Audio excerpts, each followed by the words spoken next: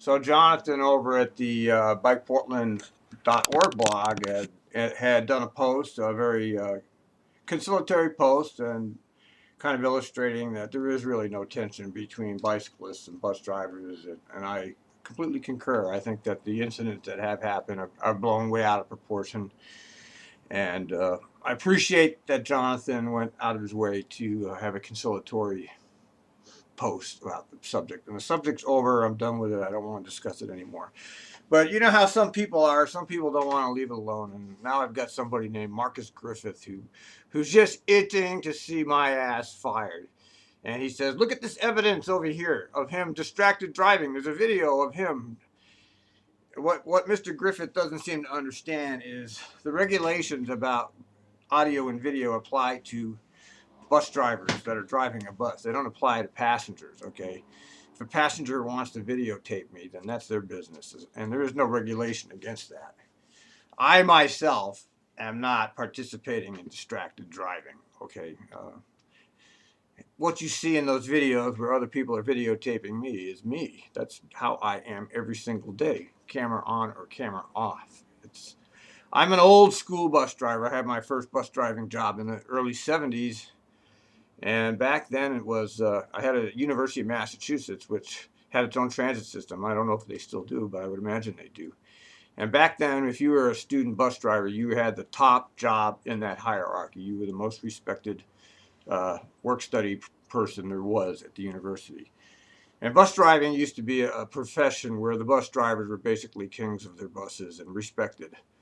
Here we are 35 years later, and bus drivers are the target of wrath and scorn and regulation, and everything is kind of turned upside down for us as a profession. We're no longer regarded as important, or our decisions are no longer taken seriously. We don't, administration and the public think we don't have any brains, and etc. And I guess Marcus Griffith is in that camp of thinking bus drivers just have to be told what to do all the time. And you know, he's using that video as an example of distracted driving. Well, I'm sorry to inform you that the regulations don't apply to passengers, they apply to me. Now, if the TriMet code changes somehow to passengers are not permitted to videotape or audio tape drivers in service, then that won't be able to happen anymore. But as of now, the regulations don't say anything about passengers doing that. And I don't mind if passengers do that. And, you know, being an old school bus driver, I talk to all my passengers. I like my passengers. I do favors for my passengers. I wait for passengers. Back when we started in this profession, the bus driver was more or less part of the neighborhood. You know, you knew people. You treated people like friends. You know, it's become institutionalized, and they don't expect you to be like that anymore. They don't want you to be like that anymore. They want you to not talk to people. I mean, don't talk to anybody. It's distracted. You know, it's just this political correct idea about behavior is so far off the deep end. You know, I just can't believe what's happened to this profession. It used to be such a noble profession, and it's just gone down. And here we have this guy trying to get me fired. He's published my name and my number and my and who to complain to. Well, I'm sorry to tell you that there is no regulations against passengers filming operators. The TriMet code doesn't say anything. Now, the TriMet rules apply to me. I can't operate any video or audio. I know that. And you never see me doing it unless I'm at a layover. I can do it at a layover. The rules are very specific. If I'm at a layover, I can operate video and or audio, but not in service. So I don't do it. I haven't done it for years, since I was hauled into Peggy Hansen's office when she was director of transportation.